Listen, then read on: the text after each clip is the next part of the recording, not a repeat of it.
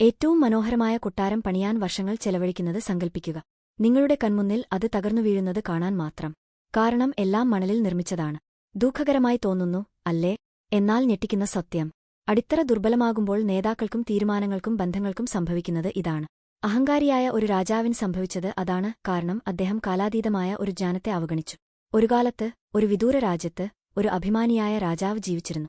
ഇത്രയും ഗംഭീരമായ ഒരു കൊട്ടാരം പണിയണമെന്ന് അദ്ദേഹം സ്വപ്നം കണ്ടു. ഇത്രയും ഗംഭീരം, അത് എന്നേക്കുമായി ഓർമ്മിക്കപ്പെടും.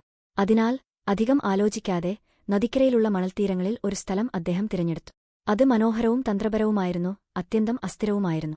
ജ്ഞാനിയും സൂക്ഷ്മബുദ്ധിയുള്ള ഉപദേഷ്ടാവുമായ ചാണക്യൻ രാജാവിനെ സമീപിച്ചു പറഞ്ഞു: രാജാവേ, മണലിൽ ഇത്രയും പ്രധാനപ്പെട്ട ഒരു ഘടന പണിയുന്നത് അശ്രദ്ധമാണ്. അടിത്തറ ശക്തമായിരിക്കണം, അല്ലെങ്കിൽ അത് ഒരു ദിവസം വീഴും.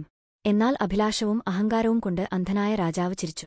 ഞാനാണ് രാജാവ്, അദ്ദേഹം പ്രഖ്യാപിച്ചു. ഞാൻ എന്തിനു പഴയ മുന്നറിയിപ്പുകൾ ശ്രദ്ധിക്കണം?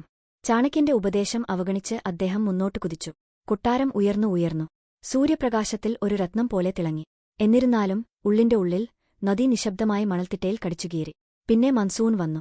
മഴ പതിവിലും കനത്തതായിരുന്നു. നദി കരകവിഞ്ഞൊഴുകി, മണൽ പതുക്കെ വലിച്ചുകൊണ്ടുപോയി. അനിവാര്യമായത് സംഭവിച്ചു. ഒരു വലിയ മുഴക്കത്തോടെ മഹത്തായ കൊട്ടാരം ഇടിഞ്ഞു വീഴാൻ തുടങ്ങി. ചുവരുകൾ വിണ്ടുകീറി, നിലകൾ ഇടിഞ്ഞു. ഒരിക്കൽ അഭിമാനകരമായ ഘടന നദിയിലേക്ക് മുങ്ങി. രാജാവ് നിസ്സഹായനായി നിന്നു, തന്റെ സ്വപ്നങ്ങൾ ഒലിച്ചുപോകുന്നത് നോക്കി. ചാണക്യൻ മാത്രം ശാന്തനായി പറഞ്ഞു: ഇത് അനിവാര്യമായിരുന്നു. ശക്തമായ അടിത്തറയില്ലാതെ ഏറ്റവും മഹത്തായ ദർശനം പോലും തകരുന്നു. അതിനാൽ പാഠം വളരെ വ്യക്തമാണ്.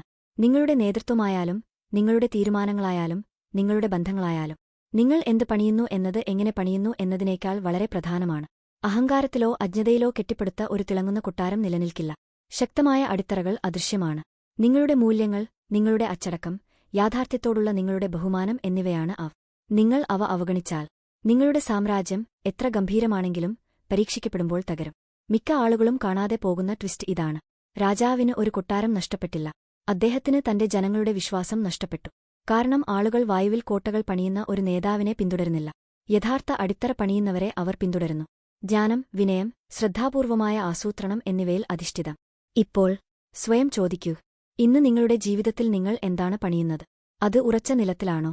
അതോ നിങ്ങൾ മണലിൽ പണിയുകയാണോ? നിങ്ങൾ ഇപ്പോൾ ഏത് അടിത്തറയിലാണ് ശ്രദ്ധ കേന്ദ്രീകരിക്കുന്നതെന്ന് താഴെ കമന്റ് ചെയ്യുക. ഈ കഥ ശരിക്കും ശ്രദ്ധ കേന്ദ്രീകരിക്കുകയാണെങ്കിൽ ലൈക്ക് ചെയ്യുക, പങ്കിടുക, സബ്സ്ക്രൈബ് ചെയ്യുക. കാരണം കൂടുതൽ കാലാതീതമായ പാഠങ്ങൾ നിങ്ങളെ കാത്തിരിക്കുന്നു. ഓർക്കുക, ഏറ്റവും ഉയരമുള്ള കൊട്ടാരം പോലും ശക്തമായ അടിത്തറയില്ലാതെ തകരും. വിവേകത്തോടെ പണിയുക.